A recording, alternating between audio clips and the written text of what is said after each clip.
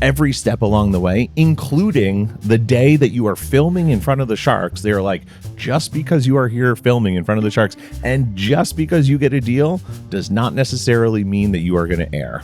That's David Heath on getting picked for the hit TV show Shark Tank with his then nascent sock company, Bombas. And here's his business partner, Randy Goldberg. They give you no guarantees. If we call you and you do all the work, you may not film. If you film, you may not air. So like you cannot bank at any moment until they call you and say 2 weeks out, your episode is going to air. Wow. You have to act like business as usual. They did get the call, though, and they held a watch party for their episode. So the moment comes, we're elated. We have friends and family around. We have a team in place. We think we're ready. The episode begins, and then we're watching it. By the way, watching yourself on TV, when they're trying to make it look dramatic and you're sweating, it's not the most comfortable, and then you start to get the calls, and the calls say, the site is down. It's the last thing you want to hear in the biggest moment in the history of your company. Right. That you've spent you're pouring everything into this process to get this thing on the air, to like be on national TV, and then the site is down and you just feel like you blew it. Despite that rocky takeoff, Shark Tank helped launch Bombas into hyperspeed. The mission-driven company donates a pair of socks for every pair sold. That's led to more than 140 million donations so far. This is Masters of Scale.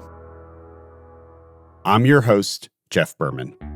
David Heath and Randy Goldberg are two of the co-founders of Bombas. Their story is full of lessons about how to design a product that stands out and scale not just your profits, but your community impact. David and Randy, welcome to Masters of Scale.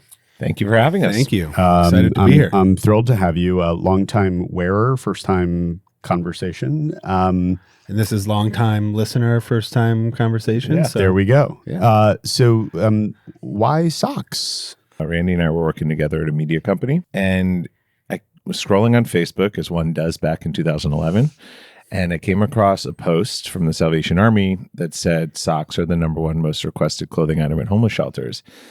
And it kind of stopped me in my tracks, where I was like, wow, here's an item of clothing that I don't spend more than a few seconds a day thinking about. And yet this is being perceived as like a luxury item for 600,000 people living here in the US and even more globally. And I remember kind of thinking like, that's pretty sad. And I walked over to Randy's desk and I was like, did you know this fact? And obviously he hadn't. And I watched a similar reaction. And the reason socks are such an issue is because most organizations and shelters don't accept used sock or underwear donations. And if you're sleeping on the street, for hygiene reasons, obviously. Even for socks. For socks, yeah. Huh. I mean, foot hygiene is a big issue. If you're sleeping on the street, a fresh pair of socks means a lot. Potentially you're walking more, or you don't want to take your shoes off at night. You're afraid they're going to get stolen. All sorts of foot issues come up. And this is what we heard. And then we talked to organizations and they said, we have to buy socks and our budgets are strapped as it is. We kind of drew the connection to Tom's Shoes and like the massive, I mean, at that time, I think they're in their 5th year of business, doing a couple $100 million of revenue, really pioneered that buy one, give one model. In December of 2010. So at the time we were like, well, why don't we see if we can, create a fun little sock company. Didn't really think it would be much that could give, a pair of socks to the homeless community for every pair that we sold. And that was kind of the spark of the idea. But this was before it was relatively easy to start an apparel company where, a lot of the sort of logistics problems are solved, manufacturing, et cetera. E-commerce? E-commerce, right. And the technology was prohibitively expensive at the time. But what's interesting is if you could afford e-commerce at that moment and you could afford to build a site, the marketing was basically free. Now that's totally flipped, right? Marketing, because the social landscape was less crowded, because they weren't charging for I don't think whatever you posted, all your followers would see it. Right. Facebook ad platform barely existed at the time. Before we get to marketing and how you sell that, you have to have a product to sell. Yes. So important. You become obsessed with socks. Great, cool. The internet exists. You can do some research, but how do you even figure out how to start manufacturing socks? How do you figure that out? We knew that we wanted to donate a lot, right? And given the model, we then realized, okay, in order to donate a lot, we had to sell a lot. In order to sell a lot, what product, like white space, were we going to fill that was differentiated from what we were seeing out in the marketplace? And I think when we looked at the marketplace, we realized very quickly 85% of all sock sales were dominated by the low cost, low quality commodity type brands. Think of 12 pairs of white socks in a plastic bag you're going to get at Costco, Target, Walmart, TJ Maxx, whatever. And then the other 15% was this hyper niche athletic performance focused categories by brands that were super small but focused on running, cycling, basketball, skiing, you name it, right? Hyper focused. We went down to the local sporting goods store here in New York City, Paragon. And we looked at the wall of socks and we were like, what differentiates an $18 pair of socks from the sub $1 a pair that you're going to get in this plastic bag? And the more and more we started to test the product and wear it, we were like, whoa, there's actually a tremendous amount. As you might imagine, right? If someone's running a marathon, right, they can't have blisters. They've got to regulate their temperature. Like, it's got to be super cushiony, have the support in all the right places. And that's where like the second like aha moment came. We were like, why do athletes, why should they be the only ones who are feeling comfortable and supported? And having zero experience in the apparel manufacturing retail world outside of a 3-month stint I had at the Gap when I was 14, it's a great salesman. Doesn't qualify me. You learned how to fold a t-shirt. Yeah, though. I did a lot of t-shirts, which is ultimately why I quit. I remember telling my dad over dinner one night, I was like, I have this idea for this sock company, and he was like, funny enough, your godfather was in the sock business. Turns out he was the president and CEO of a company called Gold Toe. Like, sure. Yeah. I mean, most people know it's the one with the little gold toe over the sock. He was that in the late 80s, early 90s, and then started a private label sock manufacturing company, which he grew to like, a couple $100 million in revenue. He had brands like Tommy Hilfiger, Calvin Klein. He was doing all the socks for the big, department store brands that, they just licensed that product out. So we met with him, and he was like, tell me what you want to make and I will help connect you to the best factories in the world. And so that was certainly one of those like luck moments, right? Where, well, let's also be honest. He said, don't do it. Yeah. Why? He said, you're looking to do something. Nobody wants good socks. They want cheap socks. They're sold by the dozen, pennies per dozen. Like, you're talking about all these high-end features and bringing these niche ideas into a mass product. He's like, he was jaded by years of experience. And, he's the first of many people, let's be honest, who told us don't do it. But we said, all right, make the introduction. Like, we hear you, Steve, but respectfully, we're excited about this. Well, what kept you going in the face of someone so experienced saying this is a terrible idea? I mean, I think it's just the entrepreneurial drive, right? Like we were, I think, more motivated by creating something. And we had this mission underlying too, which I think was, a big fact. We were like, if we get this right, this could actually help a lot of people. And we didn't have much to lose at the time either. Yeah. It was a trust your gut. We feel this. We're going to keep going. Yeah, this wasn't something that we were like, oh my God, we need to quit our jobs tomorrow and raise $50 million to go. Like we were like, we can go at this at a snail's pace, and if it turns into something, it turns into something, and if it's not, then it's a fun project that I get to work on with one of my best friends, and see where it goes. So, what was the inflection point from the Godfather saying, "Don't do it, you're going to regret it," to getting to the starting line to actually having a product in market? It took 2 years. Yeah. Because we were obsessed and test, for example, 137 different tension levels on a calf sock. So it would stay up and not fall down, but wouldn't leave a mark on your leg. We just got really into the details. And we knew at that point that putting on a good pair of socks could change the way you felt for the day. Mm-hmm. You'd bootstrap this. You're spending your own money. Barely any. Yeah. I mean, And so when you get that sock where the tension level is right and the padding is right and the feel is right, and you're like, okay, we've got this good enough, we're ready to go. What happens then? How do you actually get the product in market? So we knew that we wanted to be a digital brand, and we knew that we wanted to try to do it get some validation in market in the most capital efficient type of way. And 10 years ago, maybe a little bit longer, 12 years ago, it was kind of at like the high point of crowdfunding, right? Like everyone was, oh, wow, there's this new model. You can go on Kickstarter or Indiegogo. You can put up a 3-minute video and people may or may not buy your product sight unseen, but there's no commitment to making it unless you hit a certain milestone. And we were like, we're good storytellers. We knew that. And so we were like, why don't we put this out into the world, see if we can tell our story and see if people will care within a pretty low risk. I think it cost us like $4,000 to produce a video at the time. Low We risk. hired a couple NYU film students. And we launched this Indiegogo campaign. I think we had a goal of $15,000 In 30 days. in 30 days. We did over $20,000 in our first day. Amazing. $150,000 in our first 30 days. And I think at that moment we were like, okay, like way more, people seem to be interested in this than we thought. Was that terrifying on some level, or was that fully? No, it was that was exciting. fuel. I mean, we've been working on this for a long time. It was Yeah. valid. What would have been terrifying is if we had actually just hit our goal and we had to manufacture for $15,000 worth of socks, and it didn't feel like a win. And we would, this felt like a very big vote of confidence. I think another part of our like product validation story that I think gave us a lot of confidence in the product that we were actually producing, Randy and I, we would like go to our local gym and, we'd be that weird like sock guy at the gym that would Very like weird. interrupt people's workouts. It'd be like, hey, take your headphones out. I saw you wearing these Nike socks. Can I give you a pair of these? Tell me what you think.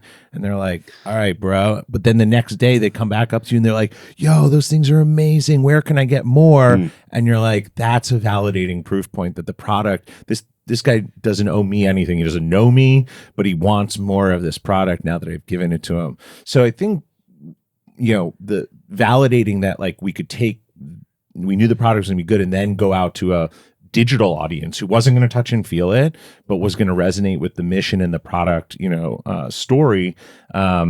We knew that once we sent the product to those people, that they were going to love it. Yeah. Yeah. So at some point, Shark Tank comes into the picture. Why Shark Tank?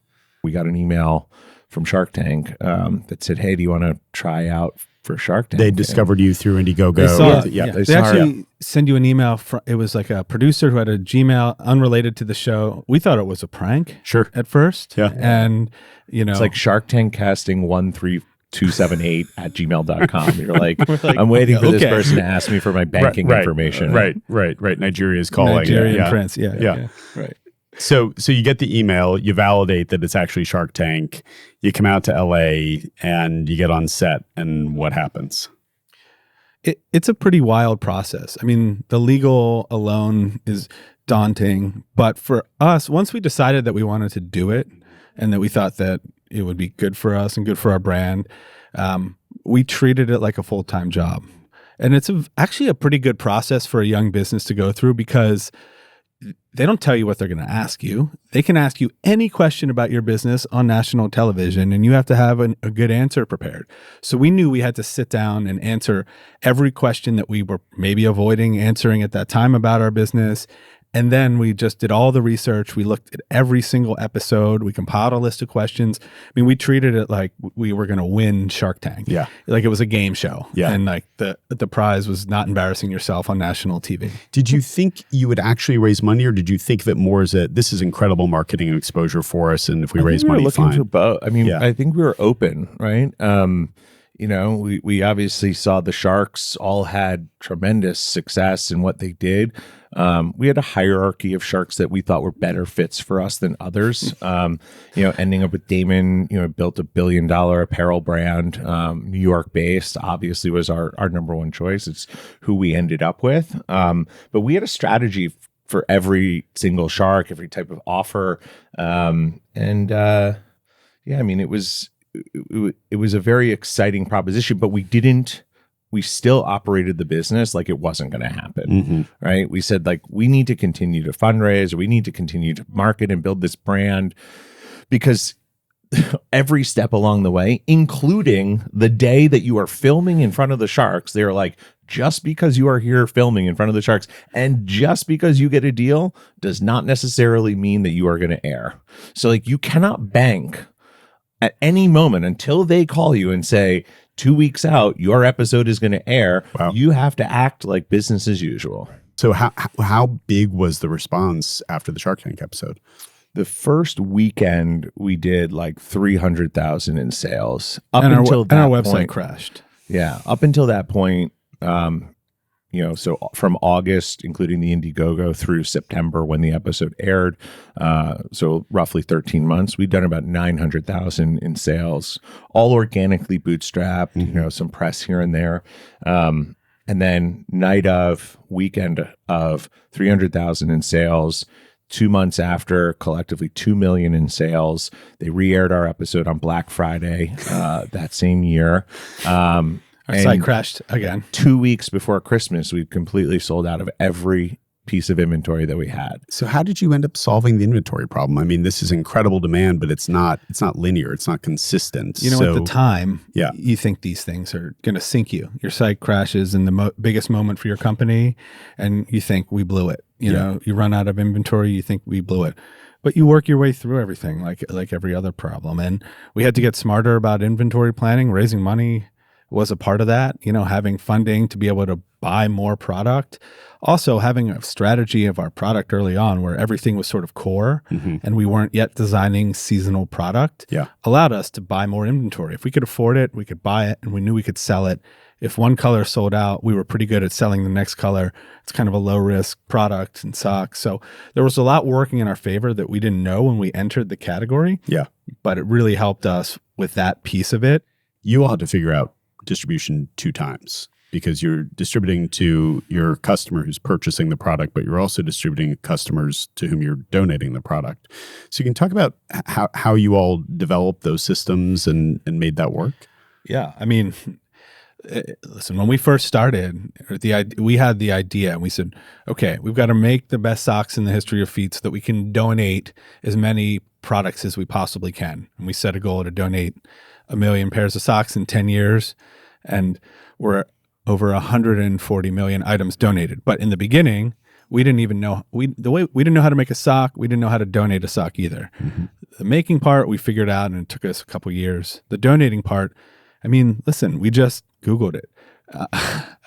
That was our strategy. Like this was the beginning of who's donating socks. We found an organization in Ohio called Hannah Socks, still one of our giving partners. It was started by a girl, I think she was 7 at the time. And she was serving dinner at Thanksgiving at a homeless shelter. And she saw somebody who was wearing tinfoil around his feet. And she asked her mother, why is that man wearing that? I mean, she's 7, right? So she started an organization where she's donating socks to shelters in her local area. We called this organization, and in the same way that we kind of thought, Shark Tank was a prank, they were like, wait, you just want to give us all the socks? Right. And we were like, yes, can you take them, please? Yeah. And that was our first giving partner, and we would send them socks. When we made sales, we created a schedule, we'd send them product, and eventually we started talking about the needs of the community and how we could change the product to, make them more technical and specific to serve the needs of people facing homelessness. What are the different needs? So we had an antimicrobial treatment to prevent the growth of fungus. We used darker colors to show less visible wear, and we reinforced the seam. So on our core socks for our paying customers, we tend to use a seamless toe, which is really light, but less durable over time than reinforcing the seam. So things like that, the same base yarns, we're trying to make really smart products for our non-paying customers and do research, market research, having conversations with that customer the same way we do with our paying customers. So we adjusted and adapted those products over time based on the conversations we're having with this organization. And then we started to add more organizations. And eventually we said, our customers are in all 50 states. We need to be donating in all 50 states. So we went on, we started to add giving partners everywhere across the country. And then we started to let people apply to be a giving partner. And organically, over the years, we've built up an infrastructure of giving. And we have a pretty advanced network of 4,000 partners across all 50 states. And our same fulfillment partner that we send to our customers is sending product to our giving partners in the shelters all over the country. And we have this logistical expertise that we've built up for donating product as just a natural extension of how we've run the business. Wow. And how many socks donated to date? 140 million items. So that includes socks, underwear, slippers, and t-shirts. Right. Socks is the bulk of it, but yeah, the last 3 years we've introduced other products. So. Yeah. Yeah. Well, so let's, I mean, that's, by the way, incredible. I mean, 140 million. It's like a hard number to wrap your head around. It is. Yeah. I mean, and an extraordinary thing. I mean, think about all the lives that have been changed by that decision and by the focus on that. It's extraordinary. So thank you. One of the challenges that we talk about a lot is, especially in the kind of the gravel road phase, you start out a dirt road and hopefully you get to a paved road. But in that gravel road phase is, companies literally create, you call them departments, but they call them divisions in a lot of companies. It's kind of a terrible word for it, right? That's a great point. Right. So, and managing like culture consistency, keeping those values front of mind is really hard in that phase. You all seem to have done an incredible job of that with your values deeply infused in your company. As you've scaled, how have you kept that front and center for your team? Well, I think we talk about it and prioritize it. And by forcing ourselves to stand up and check in on it, it's been, we don't always get it right either. We survey the company every year and ask how we're doing on these things. We work on the areas where we need to improve. We have to shift and be honest about that we're not 15 people sitting around one table anymore, and you have to adapt things, but you have to kind of have to decide what those core values are, like Dave was talking about, right? What are the things that you're just unwilling to compromise on? How do those shift over time? And what makes sense for a company at your scale? What can you actually do? How do you serve the good of the company and make people, it's the balance of having people come to you a little bit with the things that you believe in, and also listening to where people are and what the world looks like and how people want a company to serve them in their careers, and finding that balance and being open with people and listening. It's not rocket science, right? It's just making sure that it's an important thing that you talk about. We sit around at our executive meetings, we talk about these things. I'd also say from day one, our core values have been it's 75% of our interview process. Like every person who's interviewed is given a core value to test the person against. And so it becomes this filter of people. I think naturally our brand and what we stand for attracts a certain type of person. Yeah. But then this becomes the filter by which we say, are these people legitimately here because they want to be a part? Everybody shows up, say, I want to give back. But the people that we have working for us, like they all participate in volunteer activities every single month.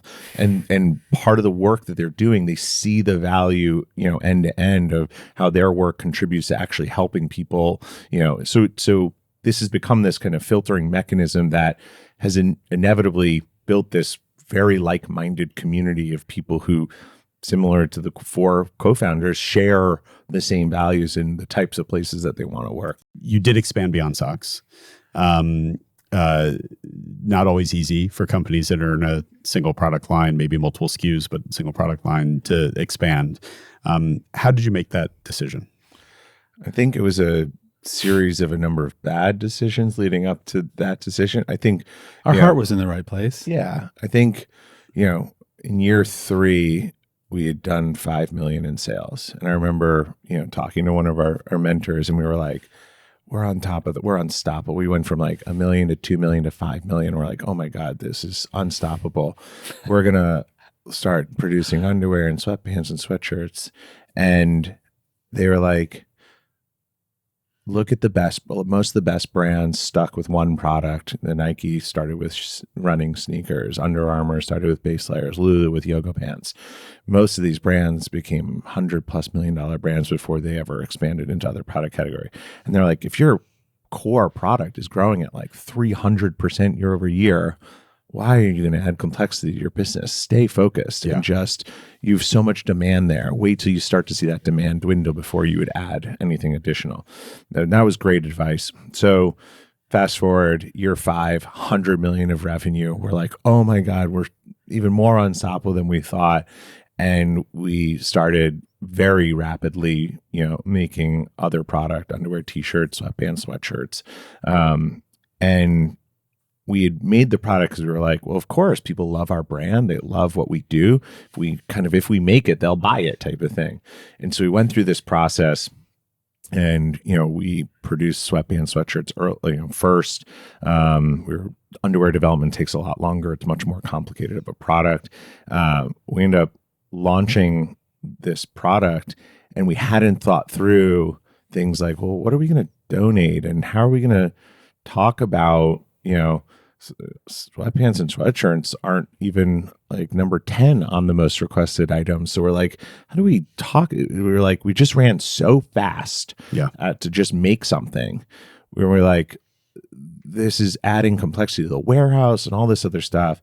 And so we made the hard decision. We're like, look, we've already made it. We'll sell it. And then we're going to pull it. And we're just going to go back to focusing on socks. We had one season where we sold on sweatpants and sweatshirts. And then we didn't end up launching underwear until year 8. Wow. So, and I think by that point we were $275 million of top line in socks. And we were like, okay, we now feel comfortable to start planting the seeds and intentionally keeping those businesses small to begin with and not trying to make them 20% of the business on day one. We were like, it's going to be 2% of the business. Yeah. We're going to learn and we're going to take the same amount of time that we took to perfect the sock with a much larger customer base now to get the feedback and just go slow. And having this amazing core business that was incredibly profitable, still growing like crazy, gave us confidence and the leeway to be able to say, we're going to go really slow at this other thing. And so, we've developed these other products and, today socks is still like 80% of the business. Funny enough, our footwear business is our second largest category, despite launching a little bit after our underwear. It's like 15% of the business. And we're just trying to follow where the customer is telling us, they want to go. We're still producing underwear and tees, but now we've very quickly validated through the consumer that that's actually what they want from us. So we're going further down into that direction. Yeah. On homelessness, which is obviously, it's a human rights issue, it's a public health issue, it's a public safety issue. I mean, and we have a lot of work to do in this country to abate homelessness. What have you learned, and where are the opportunities to do more beyond what you guys do? Because you all do a lot, but where can we make real change on that front in this country? Listen, I think that a lot of that starts with getting a little bit smarter on an individual basis and trying to find some compassion. A lot of the people who are experiencing homelessness in this country are experiencing it for less than a year. 90% of people, it's transitional. You don't have the support network, something unexpected happens, maybe you're couch surfing, maybe you spend a couple nights in a shelter. I don't want to, blanket over everybody's experience. Each experience is very personal, but we meet a lot of people when we volunteer. We have a lot of giving partners who share a lot of information, and we talk and interview a lot of people who have lived experience with homelessness, and they all say the same thing. Let's start with a little bit of compassion, a little bit of like understanding that I'm a human and that I'm in a situation that I don't want to be in. Of course, we are all confronted with ideas of what homelessness looks like to us. And I think a lot of those are misleading. And, in the same way that you don't want one example of something to color the entire, like an entire issue, like I would say the same. This is about people and people in this country. And it's really a lot of other issues showing up in this one word, right? This is about, like you said, mental health. This is about the healthcare system. This is about wage increasing. This is about the housing market. There are so many related and complicated things. It's a very nuanced, very tough topic. We all have some sort of experience with it. These are people who live close to us in all of our communities. And I think there's some responsibility to try and have a perspective and be a little bit smarter on it because it's a representation of a lot of the things that we all care about. So the thing that I've learned the most in talking to people is human connections matter. People understanding that there's somebody who is thinking about them or cares about them more than what's expected matters. The organizations that are working in this every day are doing incredible work. They're strapped. They don't make a lot of money. They're out there just trying to help people. And just a little bit of extra care and a little bit of shifting perspective, potentially in a conversation that you're having because you've learned a little bit more or because you've had an interaction, a personal interaction with somebody. If that happens millions of times over, it can make a difference. In the same way that us donating a product seems like a small thing. If I give somebody a pair of socks, you're like, you're not giving him a home. We hear people say things like that to us all the time, right? Yeah. Like, how about homes are the most requested thing in homeless shelters? Okay, like we understand, but you've had tons of conversations with somebody where it's an opportunity to start a connection, an opportunity to establish trust. That's what our giving partners love. They're giving somebody something free of charge. There's no bureaucracy. There's no strings attached. And they're using that as an opportunity to say, I care about you. I'm here to help you. And it's an amazing thing. And you can talk to any of the organizations that we work with, and they'll say this. And I think there's a personal version of that where you're just trying to have a little bit more understanding about something that we all have to think through and try and help solve. I don't have all the answers. We're not pretending to be a political organization where we're influencing things on that level.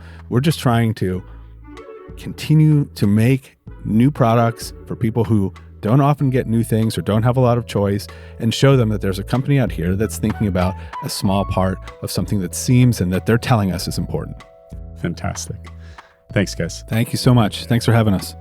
With more than 140 million socks, underwear, and shirts donated, it's undeniable that Bombas has scaled not only its business, but its impact on communities in need. For some leaders, there might be a temptation to cut corners on core values for the sake of blitzscaling. But for the Bombas founders, their commitment to the company's social mission has helped accelerate their growth.